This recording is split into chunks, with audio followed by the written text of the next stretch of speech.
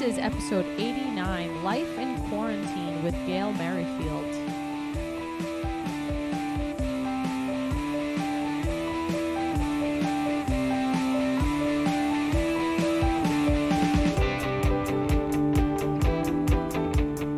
Hey everyone, so welcome to another episode of SLP's Wine and Cheese. It's Maria here, and Deb is not here because she's busy moving into yet again another new apartment.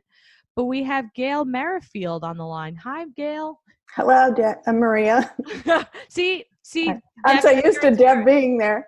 I know, right? She's here in spirit. I texted her. Right. I was like, we're going to have the interview now, and she's definitely super busy moving and still working. I don't know how she does it all. Understood.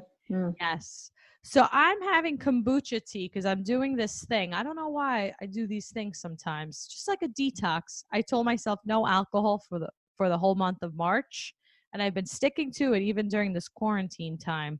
So I have a kombucha tea. It's called Rosé Bubbly, and I paired it with cheese, cheddar cheese inside this baked potato. So it was actually my boyfriend's idea to add this cheese in the center of the potato.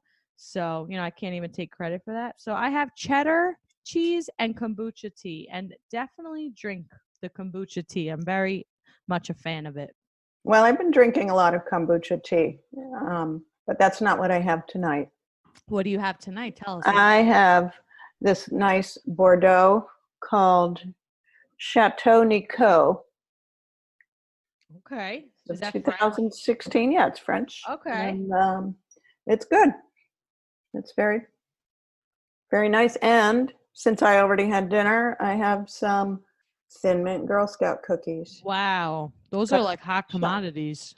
Well, and those are the last 4 in the house. So wow. They're mine for this recording. And oh gosh, I feel so special. You are. And the chocolate and red wine are a good match. Antioxidants too. So cheers, Gayle. Cheers, Maria. Cheers to what? Cheers to being quarantined? Cheers to another day surviving the quarantine. There you go. I like that. Cheers. I'll definitely drink to that. All right. Awesome. So we want to get to know you a little bit more for the listeners. So I know you very well, Gayle, but not everyone knows you as well. So Gayle Merrefield, you've been an SLP for almost 42 years. She graduated from Fairmount College, but now it's called University in West Virginia, with your undergrad degree in speech, theater, and English. And you knew almost immediately that you didn't want to be a high school teacher. And after a few years of sorting out your life, you finally figured you want to study speech-language pathology at the University of Georgia, where you earned your master's degree in 1978. And you've worked everywhere from public schools, special needs preschool, early intervention, a private practice. And fast forward to right now, you're consulting, mentoring, and teaching. Okay, I feel like I need a snack after just all that information. That's a lot of information, Gayle. You have done a lot. So first question, yes. What was it like studying speech pathology in the late 70s? Well, I'm going to have I didn't have anything to compare it to. So it was the programs then were a little more clearly divided between the universities that focused more on educational programs, training to work in educational settings, and medical people who are going to go work in the hospitals. Not that you weren't trained to do both things, but there was just, for example, the University of Georgia, as a state school, was, kind of had the mandate to prepare clinicians to primarily go work in the schools. So you chose that, but that was kind of I didn't have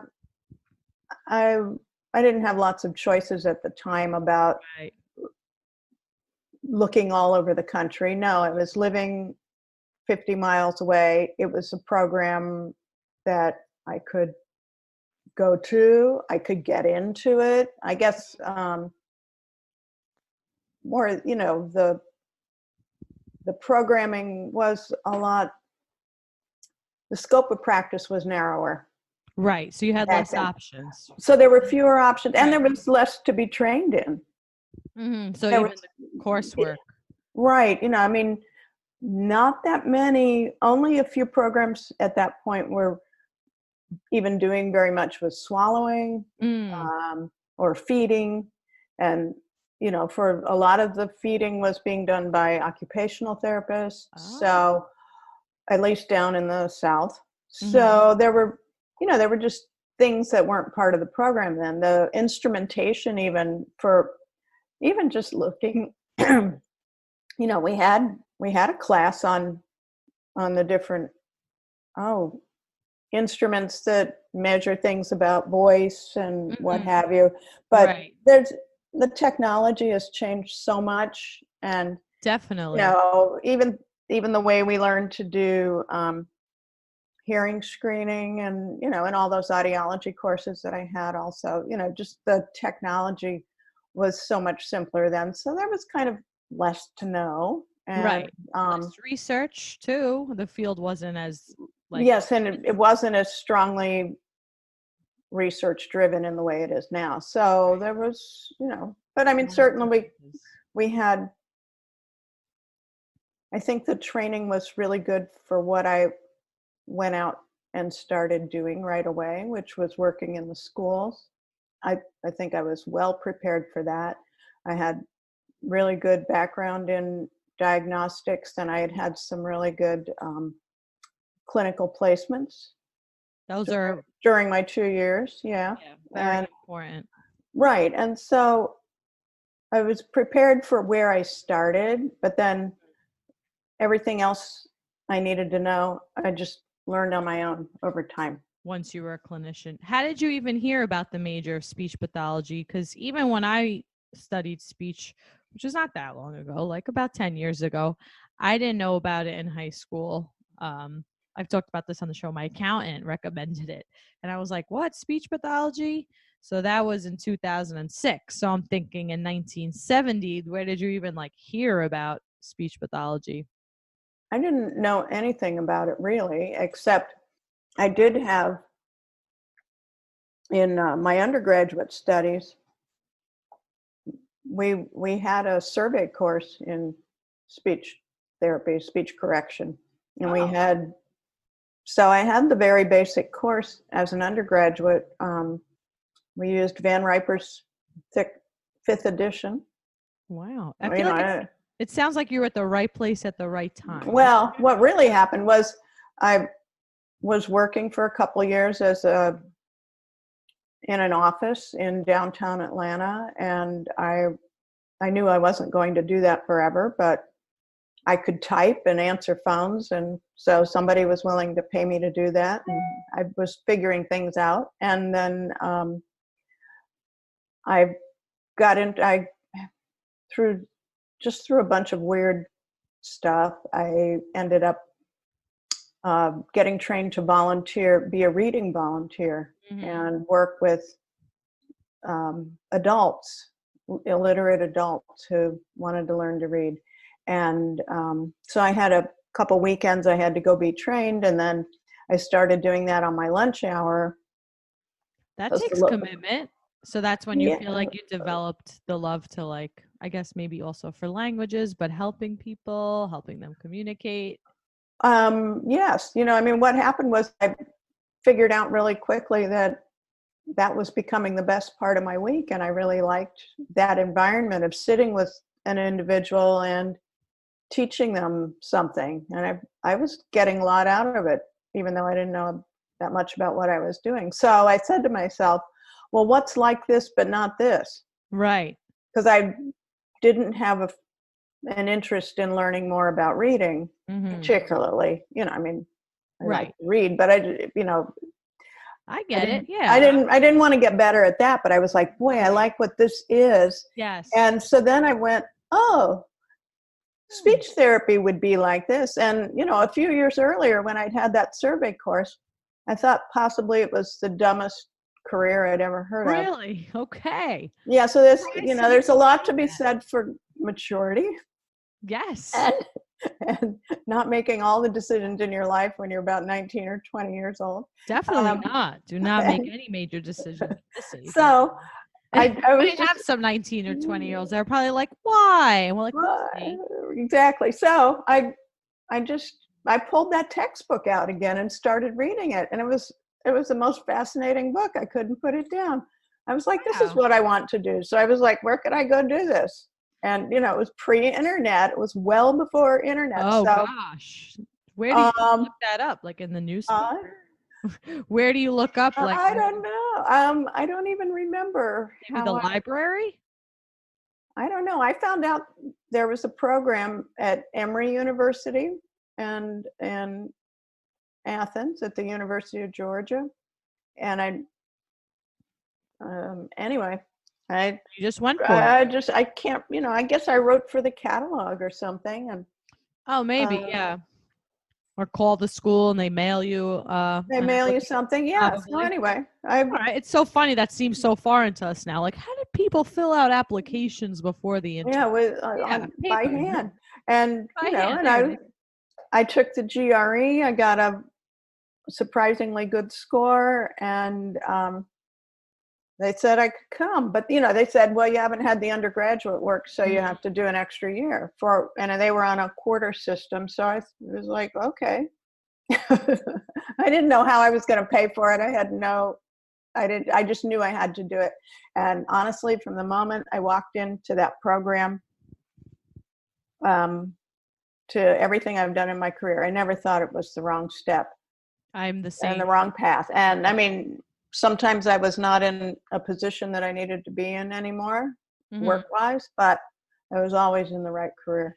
Right. So your career, I would say, has come full circle from, student to clinician, and then you had your own practice, and now you're consulting, mentoring, and teaching. So you did a full circle there.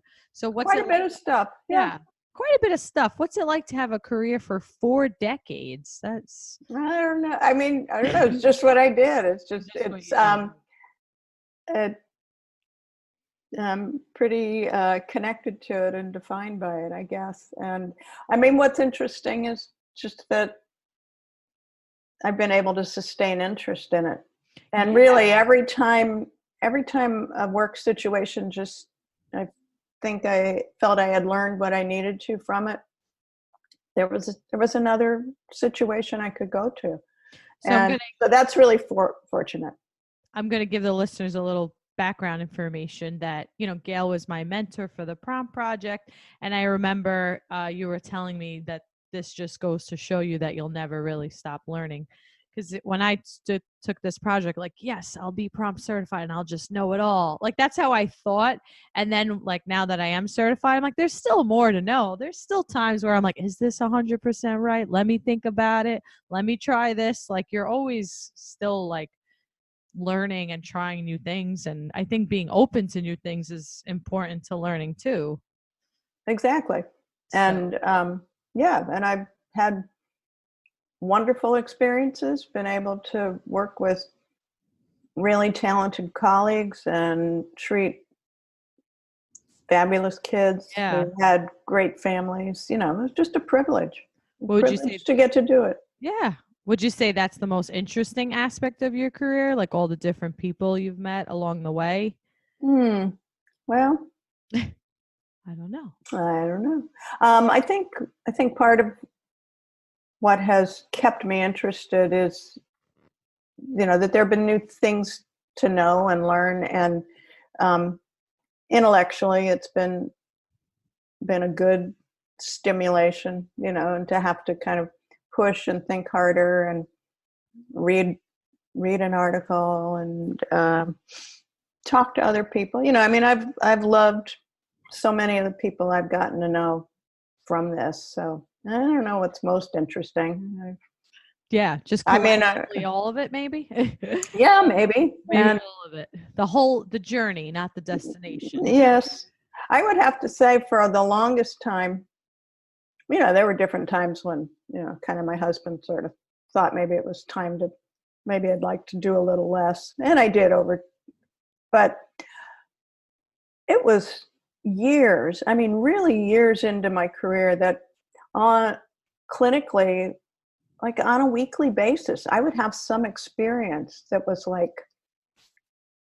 discovering the new world. Like, I just felt like this big thing happened. And I was like, oh, and each time I'd, be like, I think I'm just starting to get good at this. Why would I give it up?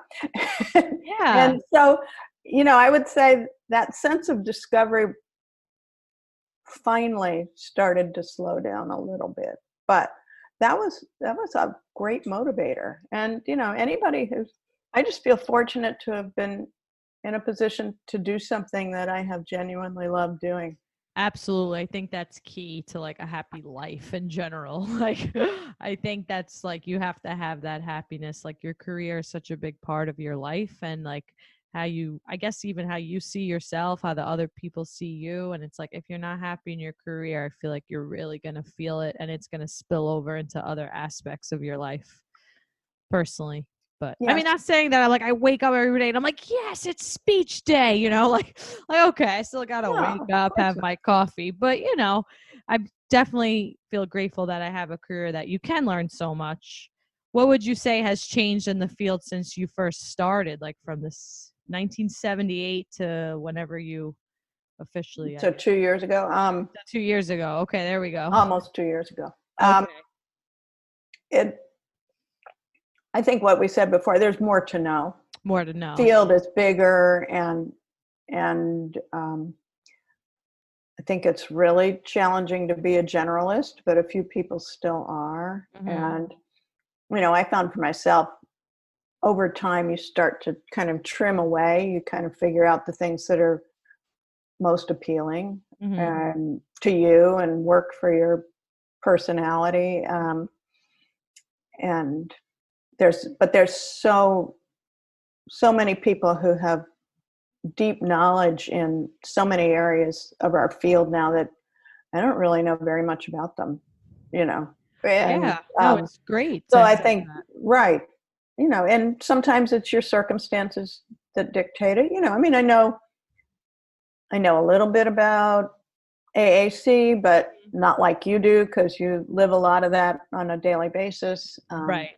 And I don't even know as much as, let's say, people who only do AAC evals or only have, or their 100% of their caseload is AAC. So there's like so many different levels to a specific topic, and like including AAC. Hmm. What do you think has remained the same? um, I think in the schools, the issues are still very much the same. Okay. Yes. All right. Big caseloads, lot to do, lot to figure out, Not enough time. a lot of demands on your time, a lot of peripheral things that interrupt you kind of having a flow because Yes. because of the way a school runs, that Yeah. Well, now you get tell us fired. Well, about it. now you're really interrupted. But Yeah. I mean, I had my first year out, and the other years also, but my first year I was in a different school system, and it was a system that had just barely started having services. They had Mhm. not had these services the year, only for Right. 1 year. You were And like starting a speech yeah, I department was in the helping to really school. start it. So there was, tons of just gathering of information about the population. And I think I had an active caseload of, I want to say 75 or 80 kids a week. What? And That's a it lot of was it kids. was it was a bunch. And I had a wait list in addition that put the total up around 120. Wow. And I Essentially, it's the wasn't the only same. person. I wasn't the only person in the school system.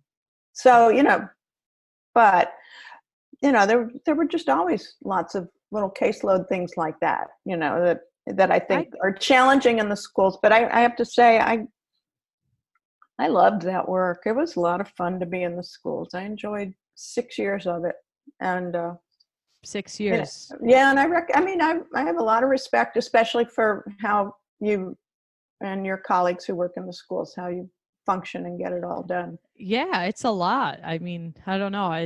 I've been it's my 7th year now, and sometimes I'm like the years just they've all faded together. I'm like, oh, that was 2 years ago. That was 3 years ago.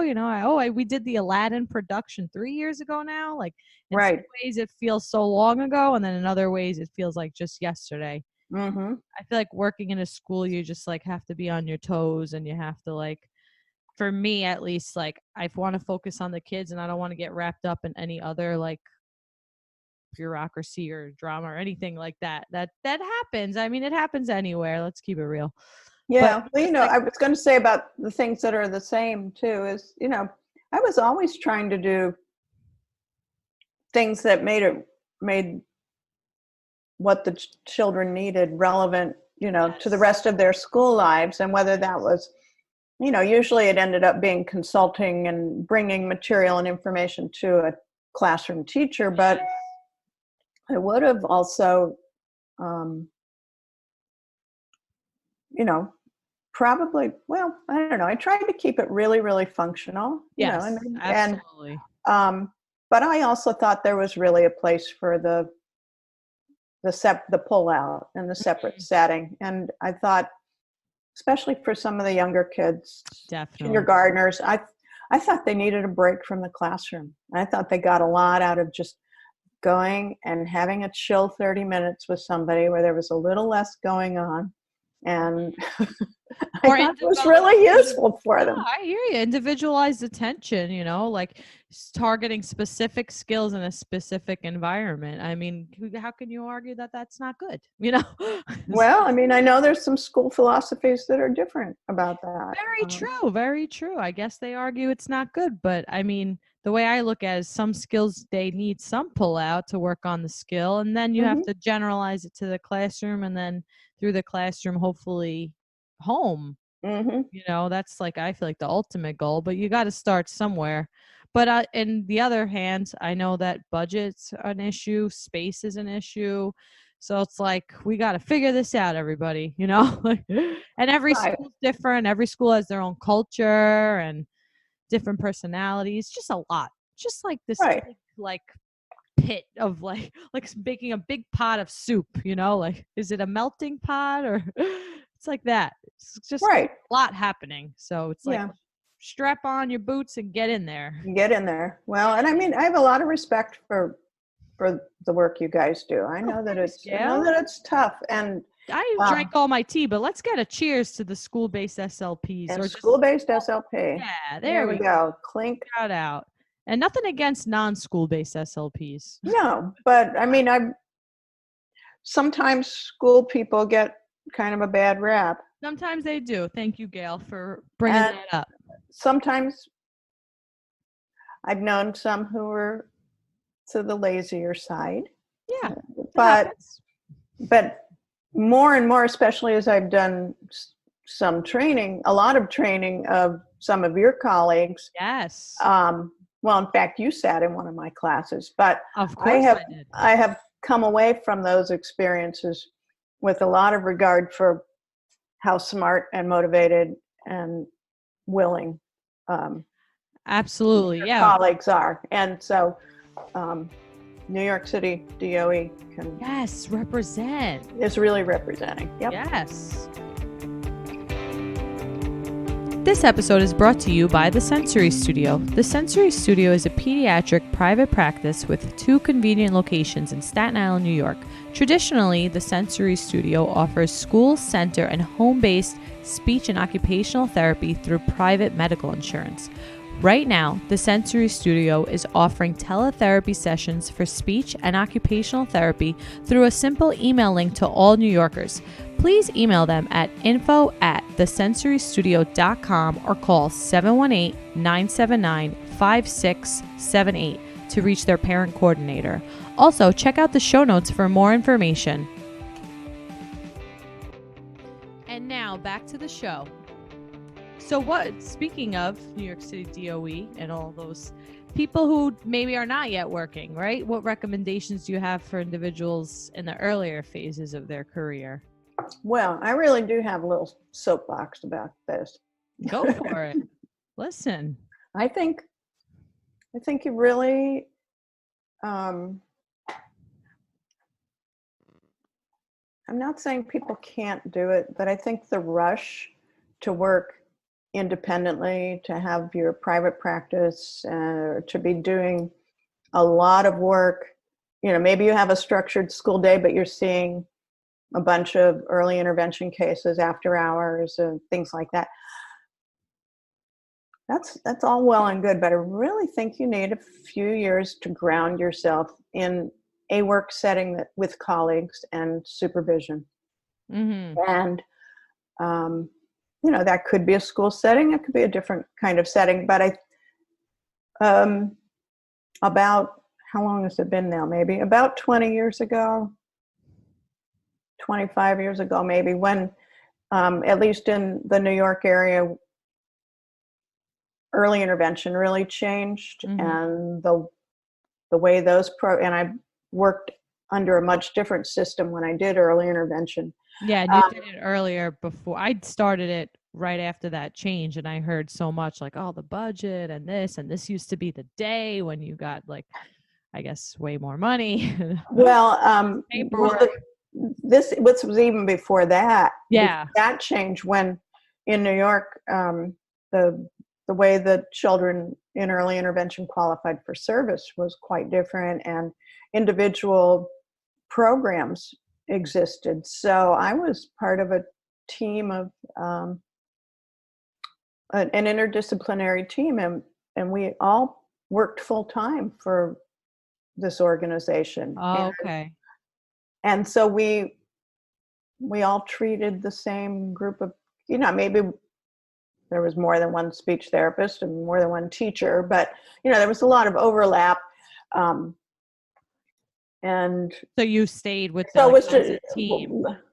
Yeah, and we had a team meeting for 2 or 3 hours once a week. Wow. And went through all our cases. So we had a ton of support, and that's very different. And when the whole thing in New York changed, what I saw was people rushing to go work for these agencies that were paying well, but you were out there on your own. Yes. You showed up for your appointment, and you had very limited contact with anybody else who was working with the child. And right. And so, I mean, really, if it's early in your career, you have so much to learn from everybody else. And why not put yourself in an environment with colleagues for a few years and really get some support, get your feet wet. Yeah, really ground yourself, like you really said. ground yourself, and then sure, look beyond that. So whether it's some of the private clinics are terrific. I know Yes. some really nicely operated ones, and then other ones are a little bigger. And Yeah, even a school, there's a ton of people to learn from. I mean, the fact that you're on like that team and as the SLP, you're like that team approach, and you're really working collaboratively. You're learning, you're going to get, I think, in a way, a lot more than it's just you doing your therapy, leaving, you hanging, talking to the mom, coaching the mom, and you leave, where you could get like a full picture as a team. Like, oh, that's why he's toe walking. Okay, exactly. PT. Oh, that's why he hates the loud noises. OT. Just Right. I learned so much from the OTs and PTs, and I got so good at handling because I learned from them. absolutely.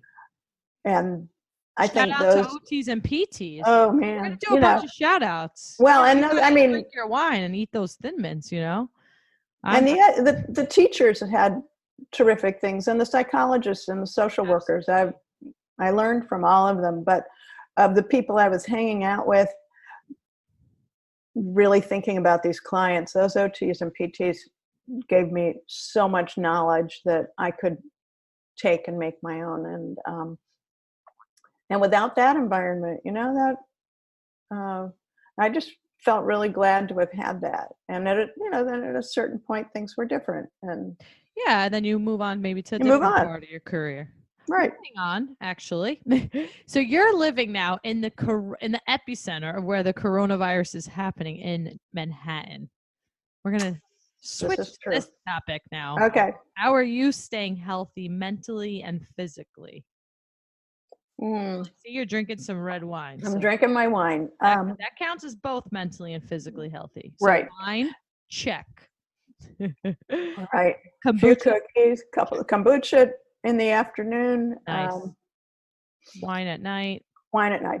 Um, well, one thing that's a little bit of an advantage is, um, for me, is, I live in a nice apartment building that's well managed, and the staff have been really careful, and they closed down our public areas like the gym and the playroom and the pool. Yeah, I saw you Um, posted on that. Posted yeah, on but that was like well before we were, most people were really awakened to right. how bad this is. And so we've already been protected from each other a little bit. Um, I have a decent sized apartment, so it's just my husband and me, and we can move around and not be in each other's way very much. We get really good light because we have big windows and an open view. I'm So, enjoying the afternoon light too, actually, right? I'm actually the window that I get the most light out of is to my left, and I have the plant there. And I don't know why, I just get a kick. I really love opening up the blinds in the afternoon. Are you the same way? well, we have really big windows with no curtains, Yes. and Okay. Well, you're lucky. I have a little window, but we also have a balcony. So if it ever nice. gets warm enough, we can actually it, be outside and be out there. But even as it is, we can open the slider and let the air in. And so I think, kind of the fresh air exchange. Once we got to the point where in my head, I felt like we had enough food on hand, I Mhm. was less worried about going out.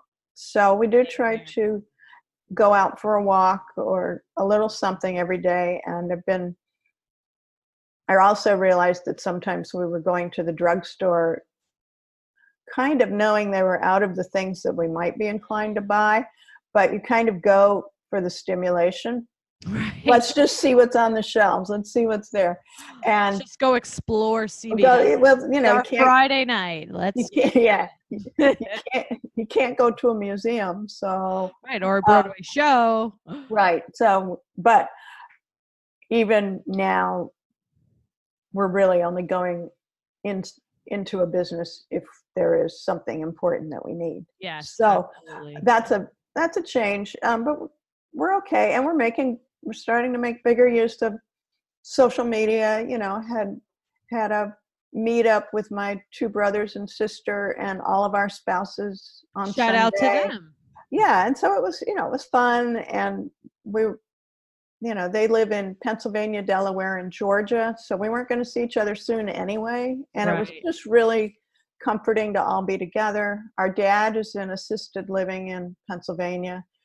And, even my brother, who's the one who lives very close to him, can't go see him. So, So that's rough for um, you. So yeah, so those are things we're concerned about. But even though it's scary, dangerous right here, um, if you if you're doing the things that you're being asked to do and really regarding that very seriously, it's okay.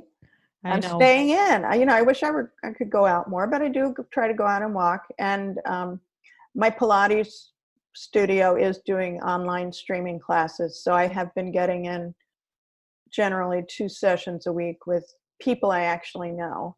That's And great. so that's nice. And I could exercise a little more than I do, but I'm still kind of in a sitting around phase. Got But it. that article that maybe you're going to put in the show Yes, there's a notes. show notes. There'll be an article that you Yeah, just brought to my attention it's that from Harvard Business Review about this whole thing actually being a grief experience. yes, I'm so glad you brought that up because we have some episodes coming up that do focus on grief. So I'm excited that you brought this topic up.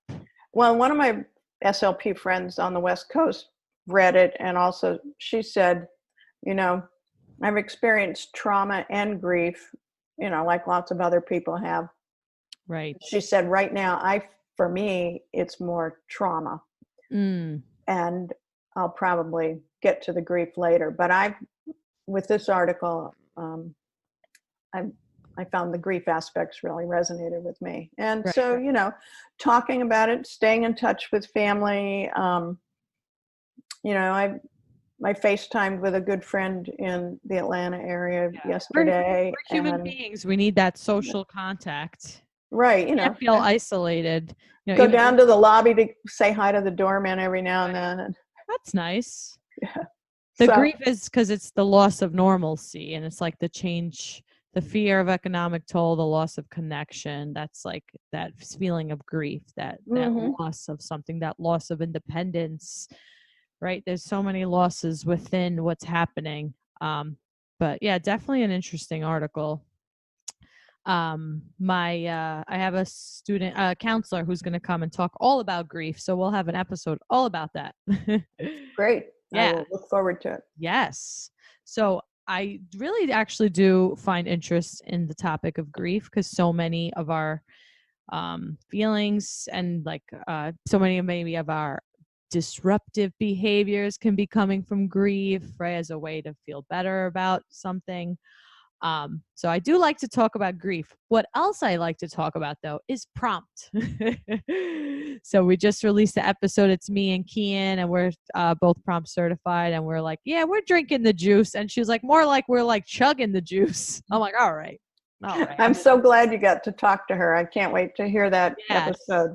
Yes. It was very informative about hearing impairments. I was just sitting there listening like, wow, I knew this. I knew this was in my brain somewhere, but she helped me access it. Uh-huh. That's right. So did she tell you that I taught her intro class? You did come up. Yes. Yeah. We gave you a shout out in that episode. Okay. Well, I need to listen then. Yes. Episode 82. It's what's out right now. So anyway, how did you become involved with prompt? Well, prompt training had been on my radar for many years, and at ASHA conferences and other events, there were different opportunities in the 90s to hear Deborah Hayden, and yes, I would and I would attend those, and I could tell this was something big and good that I wanted to know more about how to do this and use the tactile input, and understood the reasons. And I remember seeing it as an undergrad. Kathleen Mulcahy, just giving her another shout out. I remember her there and prompting, and I was just like amazed. And I was babysitting a child, and he received services, and his OT was like, oh, you're studying school for speech? She's like, oh, are you going to learn how to do that thing where you touch their face? She's like, that's so cool. And I'm like, no, I'm not, I can't do that because I'm still like an undergrad, but I'm like, I do know what you're talking about. So That's even like, it was like, yeah, she's like, do you do that thing where you touch the face? That's so cool. And the kids just say it. She's like, that's like magic. I remember when Kathleen was trained and everything, because I still lived on Staten Island then. But anyway, to go to your question, I kept seeing the courses advertised, and I just kind of couldn't quite organize my life around making it happen. Mm-hmm. Like leaving work for a 3-day, and I think they used to kind of advertise it as a 4-day class, but it turned out that the 4th day was really the practicum project that's now, set up quite differently. Yes. And so, anyway, eventually I knew somebody who worked at one of the schools in Staten Island, with one of the more involved populations, and I was seeing one of her clients privately, and the family, I hadn't worked with him too long, but the family was very pleased with the things I was doing, and they started giving me credit for a couple things that I just thought, I don't think this is me. And I knew his therapist, and I got her on the phone, and I knew she'd been doing prompt, and So she talked to me a little more about it. And I just thought the changes that I'm getting credit for are actually due to prompt. the prompt. I was really sure of it. And so I called my good friend, Lisa Olson, shout out to Lisa on Long Island. And we'd talked about it for a long time. And I called her up and I said, we are going to the next class. We are signing up for this and we are going to do it. And so it was the end of January 2001, and we did. And nice. And we put ourselves through the 2 courses and got certified in a little more than a 2-year period, which, that's great. Well, it was, it was what we needed to do at the time, but also we have, as you know, a lot more mentoring support and that kind of thing. We were kind of on our own and mentoring each other, which is not really the same thing. No, it's great because I had a speech buddy to go through the prompt process with, Emily. Right. You know, you kind of mentored us a month apart, right? So I started. Yeah. She's so funny. She was like, I'm so glad we did it together. I'm so glad it really worked out, the timing, because imagine if we pushed it to this year and now we have the virus, and how are we going to prompt like video 3, via teletherapy, I mean, I think exactly. Yeah, I'm actually figuring out how to like prompt. I'm thinking I might start prompting myself so the kids can see, or I'll prompt the air. No, prompt the air. I would prompt the air. Yeah. All right, I'm gonna prompt the air for mom. I just did it right now, but yeah. So anyway, I really thought it contributed something tremendous to my practice and to my knowledge and to what I was doing. And so by the time I was invited to become a prompt instructor. So I went for that training in 2005 and have been at it ever since. Nice. So as a clinician actually using prompt, what would you say? What did you love about using prompts?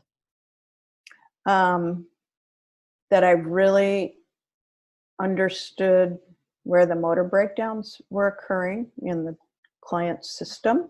Right. And that I really had some pretty good strategies for intervening. And I loved the holistic nature of it. And I always felt like that had been one of the things I always did, was understood the bigger person.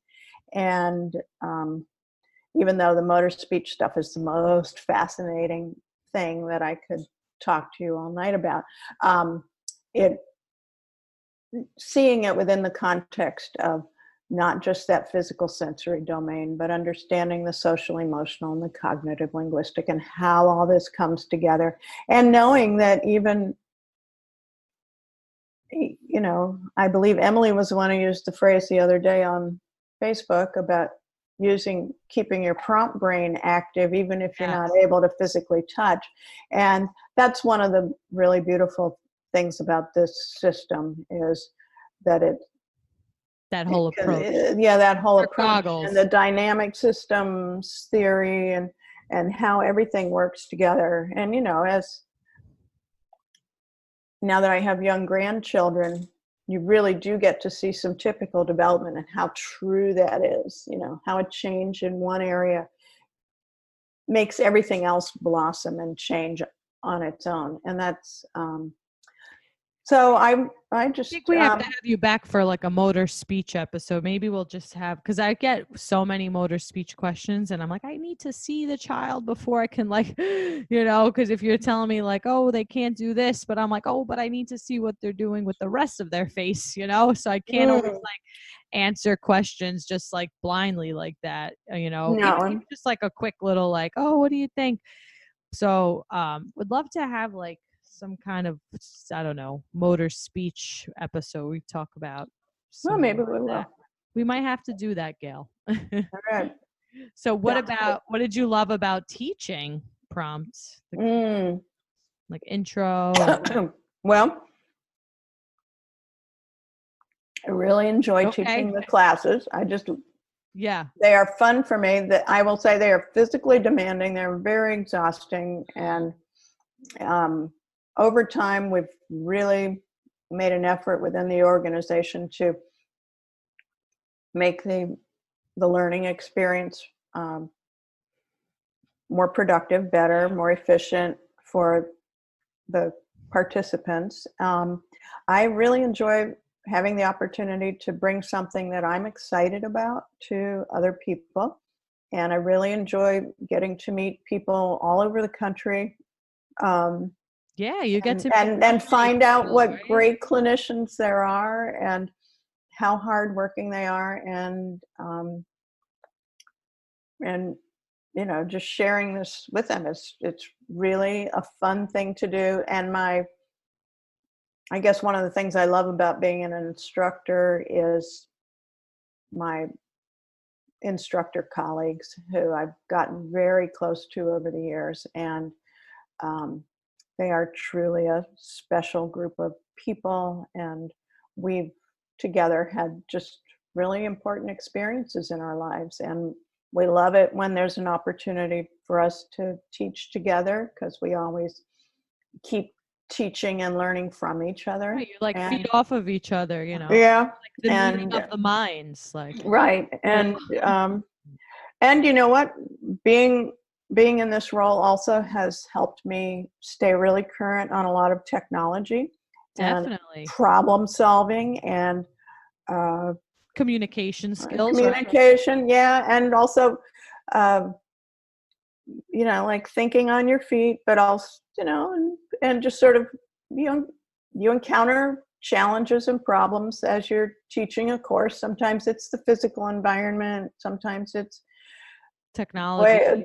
sometimes it's the technology, sometimes it's the room is really hot and everybody's cranky, and Everyone's hungry right before lunch. yeah, and all those things you have to just sort of deal After. with and make it a happy time anyway. Yeah, no, And I took your class. It was great. Me and Emily, we took your class together, and after the not intro, the other one. Why am I bridging. It was bridging? After I bridging. took bridging, Emily pushed me. She was like, we're gonna get certified. I'm like, you think so? No, she's like, come on, we're like halfway done at this point. We just did Right. this class.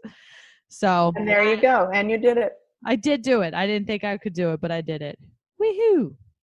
So now you were, which brings us to speed, because so how we got to know each other even more is I met you at the bridging course, and then we kept your information, and then when I was finally ready, like 3 years after I met you with bridging, I was like, hey Gayle, I'm ready. Can you be my mentor? So do you have any tips for those who are mentees and even other mentors? So Well, maybe for the mentees, what the people that you let me backtrack a minute first also, because mentoring is something that I feel really strongly about in our field. yes. And it's sort of been a passion project of mine for a long time, in that in all the years before I had a private practice, when I worked for other organizations, I never had a supervisor I reported to directly who was trained in my field. Mm-hmm. Never. So I was always looking for people who could help me. And it wasn't until I got to prompt that I had people who actually knew more than I did about a lot of these things, and about something I really wanted to learn. So people were very kind and helpful to me. And I have, well before I prompted, I did work with lots of CFs in different work settings, and was really pretty committed to giving them a beneficial experience that they could Really take grow from. And when I mentor in prompt, I can say that I really understand how challenging it is to get good at this, and the things that you need to be able to bring. And so somebody who wants to be mentored does have to be able to a little bit put aside their ego and just sort of let it happen. Your ego is not your amigo, Right, You're here and ready to learn. So this other person, when you like send a video or a short clip of your session to your mentor and they find like 10 different things, you can't be like, what? Isn't that the whole point of the relationship? Right. Well, you try to you try to make it happen in a good way. I know. But I'm like, just tell me straight. Tell me the facts. Just right. tell me what I did bad. You don't even have to tell me what I did good. I don't even care. Like, you know, it's like, Well, no, but that's not the way to think about I it. know. Anyway, and see, I don't know if I have tips exactly, but I think it's an important function. And you know, when you have to teach somebody else, you learn that thing better. That's very true. So that's, you know, right now I'm also helping. It's sort of a mentoring role, but we're training some additional instructors, and so I am somebody who's guiding one of these individuals through her process, and you know, the whole experience is really different than it was 15 years ago when I was trained to be an instructor. So, you know, that's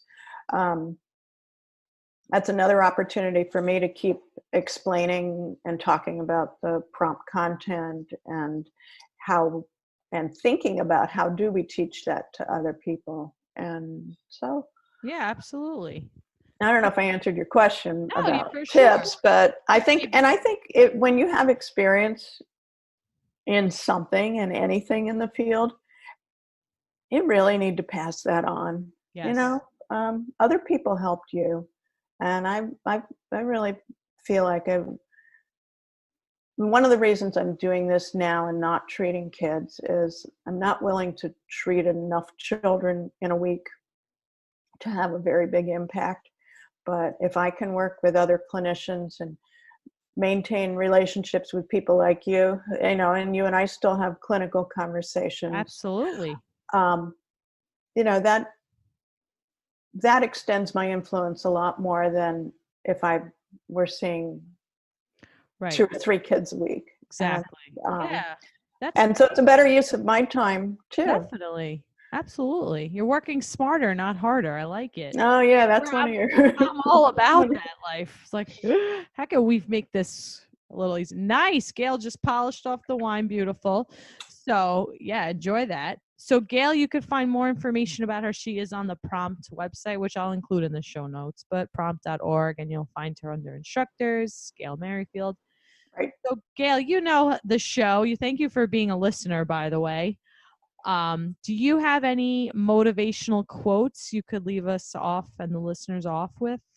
Why, yes. Yes. Interesting that you asked that. Right. I know you like quotes the way I like quotes. Right. Well, I have one that's appropriate for the wine aspect of this program. Oh, a double. Okay. And there's a quote from Benjamin Franklin. I don't know if he really said it or not, but it's attributed to him. So it could be true. In wine, there is truth. In beer, there is freedom. In water, there is bacteria. Nice. Nice. So one of my own little mantras is, you know, everything matters, but almost nothing matters as much as you think it does.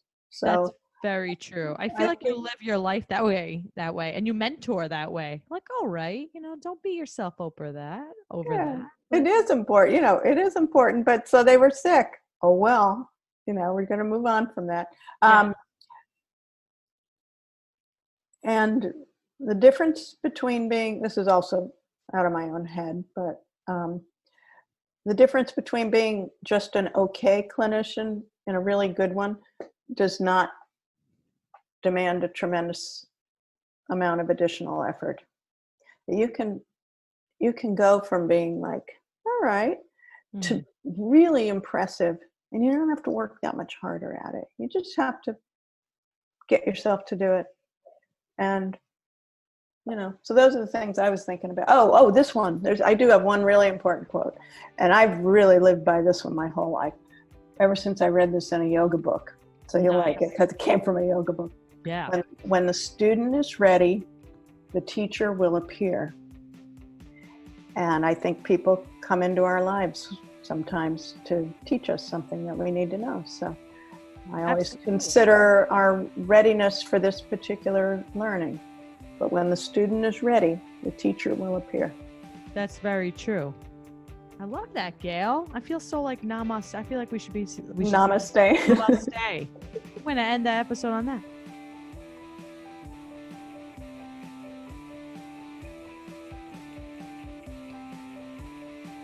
And that's the end of the episode, everyone. Thank you so very much for listening. We look forward to hearing from you. And also, if you can leave us a rate and a review on iTunes, we would greatly appreciate it.